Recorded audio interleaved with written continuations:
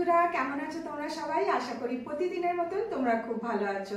আজকে আবার আমি একটা নতুন ভিডিও নিয়ে চলে এসেছি। আজকে তোমরা থাম্বনেল থেকে বুঝতে পেরেছো যে এই রকমের সিনথেটিক শাড়ি দেখো আমাদের অনেকের থাকে, প্রত্যেকেরই থাকে। আর এইগুলো আমরা ইউজ করতে করতে এটা তো ছিঁড়বে না, আর রং একটুখানি ফেড হয়ে যায়। তো এটা কি কাজে লাগবে? কটন শাড়ি তো অনেক কাজে লাগে, কিন্তু এই সিনথেটিক শাড়ির কি ইউজ করা যায়? তো আজকে তোমাদের সাথে খুব ইন্টারেস্টিং একটা আইডিয়া শেয়ার করছি, যেটা কিন্তু আমাদের প্রত্যেক দিন লাগে। আর তোমরা দেখলেই বুঝতে পারবে ওটা বানানো কতটা সহজ, আর করতে বেশিক্ষণ সময় লাগে না, কিন্তু অনেক উপকারী। তো চলো কি বানাচ্ছি তোমাদের সাথে। আজকে আমি তোমাদেরকে বানিয়ে দেখাবো লন্ড্রি ব্যাগ। তো দেখো, এই রকমের লন্ড্রি ব্যাগ মার্কেটে কিন্তু কিনতে পাওয়া যায়। এগুলো কিন্তু অনেকটা দাম থাকে। তো দেখো, ফাংশন তো ওটাই থাকবে, কাপড় রাখার জন্য। আমরা আমাদের আনওয়ান্টেড যেগুলো কাপড়গুলো থাকে, যেগুলো আমরা লন্ড্রি ব্যাগ বলি, যেগুলো ধোয়ার জন্য থাকে বা আয়রনের জন্য থাকে, সেই রকমের কাপড়গুলো কিন্তু আমরা এর মধ্যে অনেক রাখতে পারি। তো তোমরা দেখেই বুঝতে পারছো কতখানি বড় ব্যাগটা হয়েছে। আর এর মধ্যে দুটো হ্যান্ডেলও বানিয়েছি, আর উপরে দেখো এর মুখটা কভার করার জন্য একটা কভারও বানিয়েছি। তো এটা এতটাই সহজ, একদম জলের মতন, তোমরা ইজিলি বানাতে পারবে। আর দেখো, কোনো জিনিস যদি সহজে তৈরি হয়ে যায় তাহলে তার জন্য টাকা খরচা করার কোনো মানে হয় না। তো দেখো, আর এই জিনিসটা এমনই সুন্দর যেটা কিনা আমরা জল দিয়ে এটাকে ওয়াশ করতে পারি। তো চলো কিভাবে বানিয়েছি তোমাদেরকে দেখিয়ে দেব। তো দেখো, এর মধ্যে কিন্তু আরো অনেকগুলো কাপড় চলে আসবে। আর এর মুখটা এরকম দেখো কতটা বড় জায়গা আছে। আর এরকমের দেখো লন্ড্রি ব্যাগ বাজারে কিনতে পাওয়া যায়। এইগুলো দেখো প্রচুর দাম থাকে। তো তোমরা তোমাদের ইচ্ছা মতন প্রিন্টেড কাপড় দিয়ে কিন্তু এই রকমের লন্ড্রি ব্যাগ বাড়িতেই তৈরি করতে পারো। তো আমি এখানে নিয়ে নিয়েছি দেখো চালের একটা বোড়া, যেটা প্লাস্টিকের, আর এখানে একটা 5 কিলো চালের বোড়া। আমি এই বোড়াগুলো দিয়েই আর একটা পুরনো সিনথেটিক শাড়ি নিয়েছি। এর অনেকটা পোর্শন আমি অন্য অন্য ডিআইওয়াইতে ইউজ করেছিলাম। তো এইটা এতটা আছে, এটাতে আমার আজকে ডিআইওয়াইটা হয়ে যাবে। তো তোমাদের কাছে দেখবে সিনথেটিক শাড়ি অনেক থাকে, সেগুলো কিন্তু ইউজলেস। তো ওইটা দিয়ে কিন্তু তোমরা বানিয়ে নিতে পারো। তো প্রথমে কি করব, দেখো চালের ব্যাগটা আমি খুলে নিলাম। এরপরে একটা প্লেট নিয়েছি, প্লেটটা আমি এর উপরে বসিয়ে দিচ্ছি।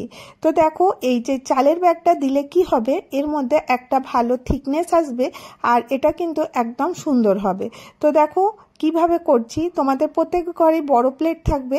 তো সেই প্লেটটা বসিয়ে তোমরা এরকমের একটা সার্কেল কাট করে নেবে। এরপরে দেখো আমি কি করছি তোমাদের সাথে খুব সহজভাবে শেয়ার করছি। সিনথেটিক কাপড়টা আসলে কিন্তু খুব ট্রান্সপারেন্ট থাকে, সেই জন্য এটাকে এইভাবে আমি কভার করব। তো দেখো আমি কিভাবে করছি, এরকম করে কভার করে নেব যাতে এই প্লাস্টিকের যে বোড়াটা দিলাম এটা কভার হয়ে যায়। তো আমি কি করছি, প্রথমে এটাকে এইভাবে রেখে আমি পিন আপ করে নিচ্ছি। তোমাদেরকে আমি যেরকম করে বলছি তোমরা করো, ইজিলি কিন্তু হয়ে যাবে। এরপরে সাইডটা সেলাই করে দাও, দিয়ে তারপরে এক্সট্রা যতটা আছে ওটা কেটে বাদ দিয়ে দেবে। তো দেখো এখানে আমার সেলাই করা হয়ে গেছে। এরপরে এক্সট্রাগুলো আমি কেটে বাদ দিয়ে দিচ্ছি। বাদ দেওয়া হয়ে গেল, আমার কাছে এই পিসটা চলে এলো। এটা নিচের বেসটা আশা করি তোমরা বুঝতেই পারছো। এরপরের বডিটা বানাবো। তো দেখো এরকমের চালের বোড়া নিয়ে নিয়েছি। এরপরে আমি এই চালের বোড়াটাকেও খুলে নেব। তো দেখো এরকম করে সাদা ভাগটাই রাখবো ভেতরে, মানে উপরের দিকে, যাতে প্রিন্টেড ভাগটা ভেতরে থাকবে। তো দেখো এই সাদাটার জন্য দেখতে ভালো লাগবে, মানে বোঝা যাবে না যে এটা বোড়া বলে। তো দেখো এইভাবে আমি এটাকে চালের ব্যাগটা খুলে নিচ্ছি। তোমাদেরকে কোনো বড় মানে মেজারমেন্টেরও দরকার নেই। দেখো কত বড় একটা অর্গানাইজার রেডি হয়ে যাবে। এরপরে এখানে আমি একটা দাগ দিয়ে দেবো। তোমরা স্ক্রিনে দেখতে পাচ্ছ কিভাবে দাগ দিলাম। এরপরে ইঞ্চি টেপটা দিয়ে আমাকে এর মেজারমেন্টটা নিয়ে নিতে হবে, কারণ গোল কতটা আছে সেটা তো আমি বুঝতে পারবো না, কাপড় কতটা লাগবে সেটা বুঝতে পারবো না। সেই জন্য যেখানে দাগ দিয়েছিলাম সেখানে এসে আমি মিলিয়ে নিলাম।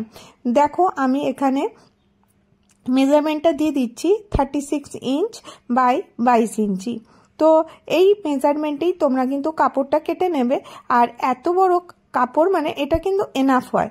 খুব বড় লন্ড্রি ব্যাগ তৈরি হয়, তার জন্য কিন্তু অনেক বড় নেবার দরকার নেই। এই সাইজটা করলে কিন্তু তোমাদের খুব সুবিধা হবে। একটার জায়গায় তোমরা 2-3টে করতে পারো। তো দেখো আমি এখানে দাগ দিয়ে দিচ্ছি, যে এক্সট্রাটা থাকবে সেটা আমি কেটে বাদ দিয়ে দেবো।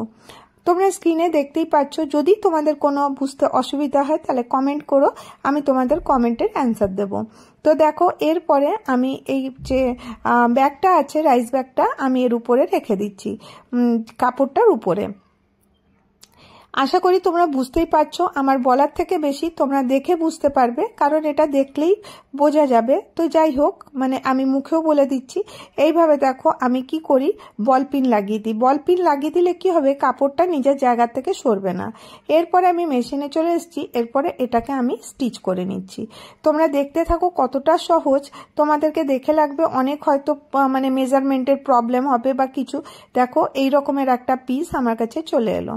তো এরপরে দেখো জাস্ট একটা সার্কেল আর এই রকমের একটা পিস আমি নিয়ে নিলাম। মেজারমেন্টটা তোমাদের সামনেই দেখিয়ে দিলাম, তোমাদের স্ক্রিনেও দিয়ে দিয়েছি।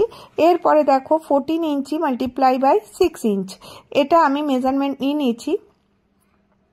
এটাকে আমি প্রথমে দেখো কেটে নিয়েছি, তোমাদেরকে দেখিয়ে দিচ্ছি নেপে যে অতটাই আছে। 14 ইঞ্চ আর 6 ইঞ্চ দুটো আমি স্ট্রিপ কাট করেছি।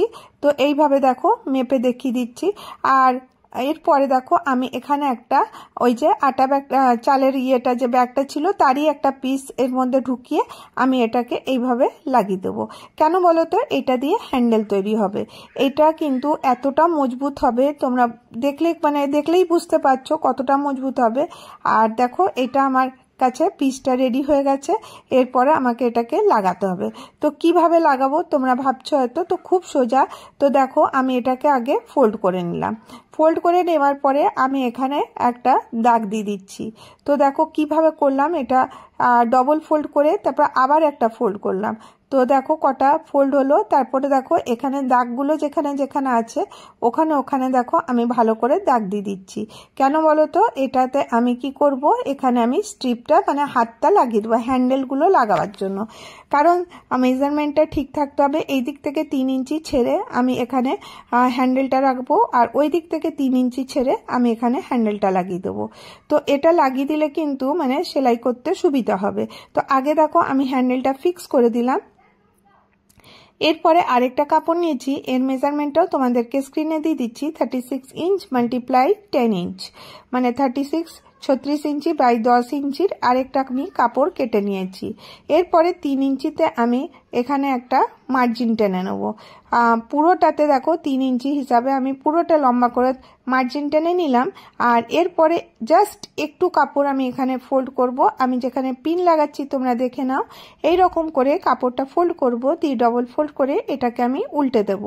কেন বলো তো, এখানটা দিয়ে আমি যে দড়িটা পরাবো যাতে এটা বাঁধার কাজে আসে। তো প্রথমে কি করব, এরকম পিন লাগিয়ে আমাকে এটাকে সেলাই করে নিতে হবে। তো দেখো এইভাবে পিন লাগিয়ে দেবে, পিন লাগিয়ে দেওয়ার পরে এটাকে সেলাই করবে। এরপরে এক্সট্রা দিকের যে কাপড়টা আছে ওটাকে জয়েন করে দিতে হবে। তো তোমরা স্ক্রিনে দেখো আমি কিভাবে করছি। এই যে এক্সট্রা কাপড়টা নিয়েছিলাম এটাও আমি এখানে জয়েন করে দিচ্ছি। তো জয়েন করে দেওয়ার পরে এটা আমি এই যে লন্ড্রি ব্যাগটা বানালাম এর কভার বানিয়ে দিলাম, যাতে কাপড় চোপড় রাখলে দেখা না যায়। এরপরে দেখো আমি এটাকে স্টিচ করে নেব। সুন্দর করে স্টিচ করে নেবে, এটা করতে কিন্তু খুব একটা সময় লাগে না। তো দেখো তোমাদের কাছে পুরনো শাড়ি পরে থাকলে তোমরা কিন্তু এটার ইউজ করতে পারো। এরপরে এই সাইডটাতে আমি সেলাই করে নিচ্ছি। তো দেখো পুরোটা হয়ে গেল। এরপরে আমাকে এটাকে ঠিক অ্যাডজাস্ট করে লাগাতে হবে। যদি তোমাদের মেজারমেন্ট ঠিক থাকে তাহলে কিন্তু অ্যাডজাস্ট করতে কোনো অসুবিধা হবে না, তার মধ্যে কিন্তু হয়ে যাবে। তো দেখো এইভাবে আমি এটাকে অ্যাডজাস্ট করে করে লাগিয়ে দিচ্ছি। তো দেখো একদম মেজারমেন্ট ঠিক আছে বলে আমার এই সার্কেলটাও একদম ঠিক করে বসে গেল। এরপরে দেখো আমি বল পিন লাগিয়ে দিচ্ছি, লাগিয়ে দেওয়ার পরে আমি সেলাই করে নিয়েছি। তো আমার লন্ড্রি ব্যাগ রেডি হয়ে গেছে। এরপরে দেখো এটাকে আমাকে সোজা করতে হবে। তো এটা তো উল্টো আছে, তো দেখো এটা কোথাও কিছু দেখাও যাচ্ছে না, কেউ বলবে কি এর মধ্যে চালের ব্যাগ আছে। তো দেখো কত সুন্দর আমার একটা লন্ড্রি ব্যাগ ইজিলি তৈরি করে নিলাম। তোমরা কিন্তু ইজিলি এটাকে তৈরি করতে পারো। তো দেখো একটা আমি দড়ি নিয়ে নিয়েছি, এটা এর মুখের মধ্যে আমি ঢুকিয়ে দিচ্ছি। আমি প্রত্যেকটা জিনিস ইজি করে তোমাদের সাথে শেয়ার করি যাতে তোমাদের বুঝতে একটুও অসুবিধা হয় না। তো দেখো সবাই তো সেলাই জানে না, কিন্তু একটু মানে যদি মন লাগিয়ে এগুলো দেখতে পারো তো তাহলে কিন্তু ইজিলি এটা করতে পারো, আর সংসারের অনেকগুলো টাকা কিন্তু বাঁচাতে পারো।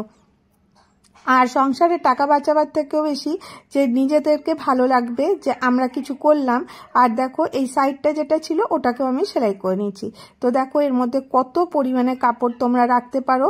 আর যে কাপড়গুলো আমরা বাইরে যাই এসে আর আলমারিতে রাখি না, সেইগুলো ধোয়ার জন্য থাকে, আমি কিন্তু ওর জন্যই এটা ইউজ করি।